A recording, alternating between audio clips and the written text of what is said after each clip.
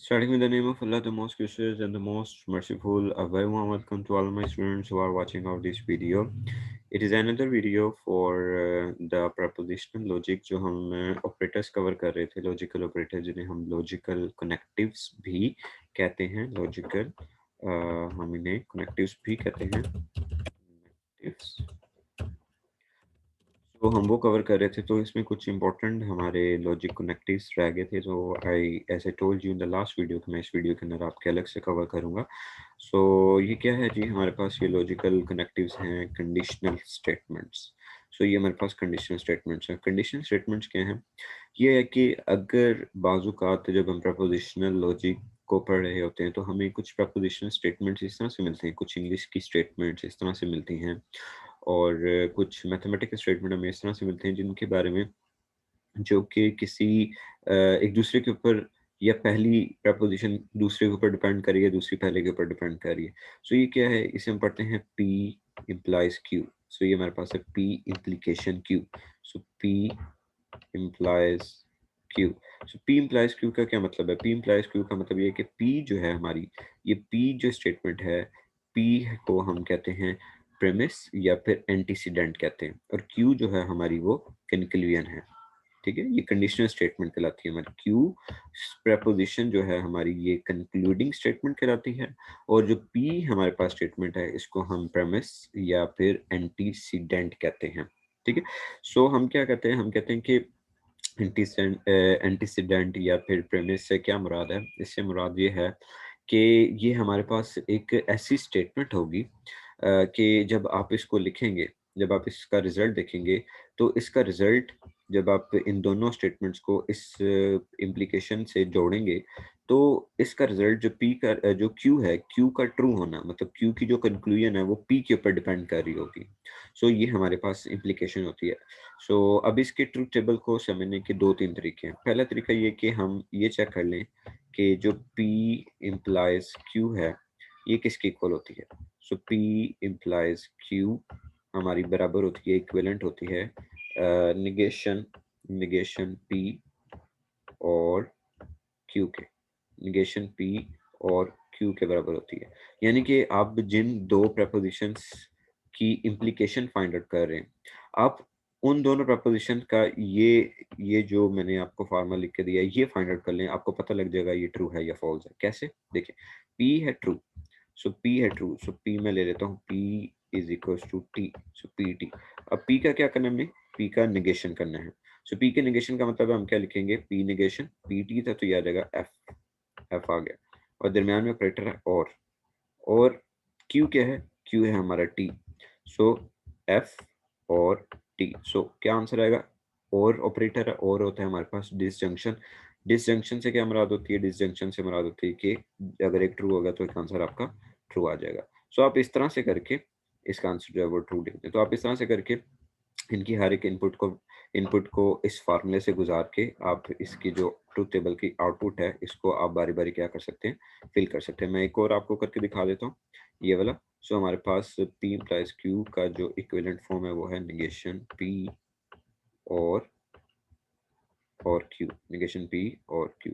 सो ये P है हमारे पास, इसका निगेशन करना है। सो P है हमारे पास F। मैं लास्ट वाली इनपुट को लेके जो वेरीफाई कर रहा हूँ, P मेरे पास F है, निगेशन करूंगा तो ये T आ जाएगा, और ये क्या है जी? मेरे पास ये भी F है, F आ गया, Q को F ही लिख देता हूँ, और से हमारा क्या हो गया? T आ जाएगा। तो देखिए इसका आंसर क्या आ गया? T आ गया। सो एक तो तरीका ये कि जब भी आपको कंडीशनल स्टेटमेंट दी जाए और कहा जाए कि इन दोनों प्रपोजिशन के दरमियान में क्या आ रहा है हमारे पास इम्प्लीकेशन आ रही है, आपको कहा जाए कि इसका ट्रुथ टेबल फिल करें, तो आप सिंपली ये वाली जो फॉर्म है हमारे पास निगेशन P और Q से इसको क्या कर सकते हैं? फाइंड आउट कर सकते हैं। सो एक और तरीका है इसको याद करने का, वो हो सकता है थोड़ा सा आपको मुश्किल लगे, लेकिन मैं आपके साथ जो है वो डिस्कस कर लेता हूँ। वो क्या है? वो तरीके का ये हम कहते हैं कि आप अज्यूम करें कि P एक प्रपोजिशन है, P प्रपोजिशन है। क्या प्रपोजिशन है? कि शी वर्कड हार्ड। शी मैं इसको प्रॉपर फॉर्म में जल्दी से लिख लेता हूँ ताकि टाइम मेरा कम लगे। P प्रपोजिशन है शी वर्कड हार्ड, ठीक है। Q प्रपोजिशन है मेरे पास शी गॉट ए ग्रेड। ये दो प्रपोजिशन, ठीक हो गया। ये दो प्रपोजिशन है कि पहली प्रपोजिशन शी वर्कड हार्ड, दूसरी प्रपोजिशन है Q she got A grade.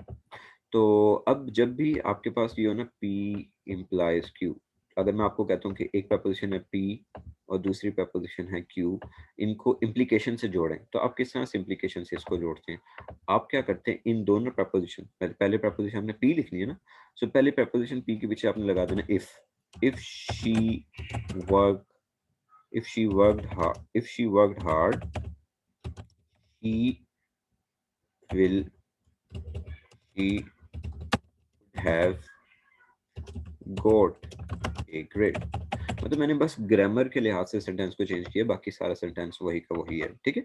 सो क्या है हमारे पास कि अगर आपको कहा जाए कि एक प्रपोजिशन P है, दूसरी प्रपोजिशन Q है, इन दोनों का इंग्लिश के अंदर ही आप इम्प्लीकेशन फाइंड आउट करना है, तो आपने क्या करना है, P प्रपोजिशन लिख के उसके पीछे इफ लिख देना है और फिर उसके बाद दोनों प्रपोजिशन लिख देनी है आपने। और ग्रामर का बस ध्यान रखना है। ग्रामर का इसलिए ध्यान रखना है क्योंकि सेंटेंस जो है वो क्या होना चाहिए, सेंसिबल सेंटेंस लगना चाहिए। अब अगर मैं कह दूं आपको कि आपने ये मेरे पास ये P और Q प्रपोजिशन है और P इम्प्लाइज का रिजल्ट ये आ रहा है, तो बताएं ये रिजल्ट P इम्प्लाइज का रिजल्ट, P इम्प्लाइज Q का रिजल्ट ये ट्रू है या फॉल्स, यानी कि ये स्टेटमेंट P इम्प्लाइज Q के मुताबिक ट्रू होगी या फॉल्स होगी। तो अब आपने ये कैसे बताना है, तो देखिए अब आप इसको चेक कर सकते हैं कैसे कि अब मैं P प्रपोजिशन लेता हूँ, ये P प्रपोजिशन है, ये ट्रू है, पहली प्रपोजिशन ट्रू मानी, शी वर्कड हार्ड यानी कि उसने मेहनत की, ट्रू, ठीक है, शी वर्कड हार्ड उसने मेहनत की। क्यों, शी गॉट ए ग्रेड, हाँ जी उसे ए ग्रेड मिल गया, ये भी ट्रू हो गया। तो इसका मतलब है कि दोनों बातें ठीक होगी, उसने मेहनत भी की और उससे ए ग्रेड भी मिल गया, तो इसका रिजल्ट क्या आएगा, जो है वो ट्रू आएगा। सो मैं इसमें ये कह सकता हूँ कि if she worked hard she would have got A grade, अगर उसने मेहनत की होती तो उसे ए ग्रेड मिल गया होता, तो उसने मेहनत की और उसे ए ग्रेड मिल गया। तो एक ये भी तरीका है इसको याद करने का कि आप पी को एक प्रपोजिशन मान लें, शी वर्कड हार्ड, और क्यू को मान लें कि उसे ए ग्रेड मिल गया, तो तब आप ये ट्रू टेबल याद कर सकते हैं। सो फिर अगेन हम मान रहे हैं कि पी बिल्कुल ट्रू है, यानी कि पी ट्रू है, उसने मेहनत की। फॉल्स, लेकिन उसे ए ग्रेड नहीं मिला। अगर उसे ए ग्रेड नहीं मिला इसका मतलब है रिजल्ट क्या आएगा, फॉल्स आएगा, क्योंकि उसने मेहनत की, उसे ए ग्रेड मिलना चाहिए था। फिर इसके बाद एफ, एफ पी प्रपोजिशन क्या है जी, इसमें एफ है, एफ से क्या मतलब है कि उसने मेहनत नहीं की, उसने मेहनत नहीं की, लेकिन उसे ए ग्रेड मिल गया। क्यू प्रपोजिशन हमने मान ली ट्रू है क्योंकि उसे ए ग्रेड क्या हो गया, उसे ए ग्रेड मिल गया। तो अगर उसे ए ग्रेड मिल गया है तो फिर इसका मतलब है उसका तो काम हो गया, वो तो यही चाह रही थी कि उसे ए ग्रेड मिल जाए, तो इसलिए इसका रिजल्ट क्या आएगा, ट्रू आएगा। उसने मेहनत नहीं की, उसने आखिरी वाला देखो उससे ए ग्रेड भी नहीं मिला, तो ये भी रिजल्ट क्या होगा, ट्रू होगा। सो ये दूसरा तरीका है इसको याद करने का, लेकिन आई होप कि आपको दूसरा तरीका बहुत मुश्किल लग रहा होगा। सो इसलिए आई सजेस्ट यू कि आप पी इम्प्लाइज क्यू का ये जो इक्विवेलेंट फॉर्म है, निगेशन पी और क्यू, इसको आप याद रखें। तो जब भी आपसे कहा जाए कि आपने पी इम्प्लाइज क्यू बताना है, ये ट्रू है या फॉल्स है, तो आपने उसको इस फॉर्म के अंदर, इक्विवेलेंट फॉर्म के अंदर ट्रू और फॉल्स पुट करके आंसर्स अपने जो है वो चेक कर लेने। इसके बाद क्या है हमारे पास, मजीद कुछ हमारे पास लॉजिकल ऑपरेटर्स हैं जिनमें हमारे पास है कन्वर्ट्स। अगर आपको कहा जाए दो प्रपोजिशंस का कन्वर्ट्स आप निकालें, सो वो क्या होता है जी, उसमें हम अगर ये कंडीशन स्टेटमेंट है पी इम्प्लाइज क्यू, अगर मैं कहता हूँ इसका कन्वर्ट्स निकालें तो आपने क्यू इम्प्लाइज पी कर देना। अगर मैं कहता हूँ कॉन्ट्रा पॉजिटिव निकालें तो फिर आपने दोनों प्रपोजिशंस का नोट ले लेना है। और अगर मैं कहता हूँ इनवर्स निकालें तो आपको पी और क्यू को नहीं छेड़ना, उसी जगह पे रहने देना है, सिर्फ क्या दोनों तरफ अप्लाई कर देना है आपने, आपने दोनों तरफ जो है वो दोनों तरफ नॉट अप्लाई कर देना है। सो अगर मिसाल के तौर पर आपको ये प्रपोजिशन दी हुई है आर इम्प्लाइज एस, तो मैं कहता हूँ कि इसका कॉन्ट्रा पॉजिटिव फाइंड आउट करें, इसका कॉन्ट्रा पॉजिटिव फाइंड आउट करें। तो आप कैसे फाइंड आउट करेंगे इसका कॉन्ट्रा पॉजिटिव, आप पहले इनकी पोजीशन को स्विच करेंगे, एस इम्प्लाइज आर लिखेंगे और फिर लिखने के बाद क्या करेंगे, इन पे नॉट अप्लाई कर देंगे। और अगर मैं कहता खाली कन्वर्स फाइंड आउट करें, Contra positive converse find out करें, तो फिर आपने सिंपल इनकी पोजीशंस को इन्वर्स कर देना। और अगर मैं कहता कि इन्वर्स फाइंड आउट करें तो आपने पोजीशंस को इन्वर्ट नहीं करना था, बल्कि ऐसे ही लिखे रहने देना था, नॉट आर नॉट एस, ये कर देना था आपने। लास्ट पे बड़ी एक इंपॉर्टेंट बात कह रहे हैं कि contrapositive and conditional statements are equivalent, कि ये कॉन्ट्रा पॉजिटिव और कंडीशनल स्टेटमेंट्स जो हैं ये दोनों के दोनों हमारी क्या हैं, बराबर हैं, ठीक है। ये वाली इनका रिजल्ट और इसका रिजल्ट दोनों का हमारे पास जो है वो सेम ही आता है। आगे एक और लास्ट बाय कंडीशनल स्टेटमेंट है। बाय कंडीशनल स्टेटमेंट को याद रखना काफी ज्यादा आसान है।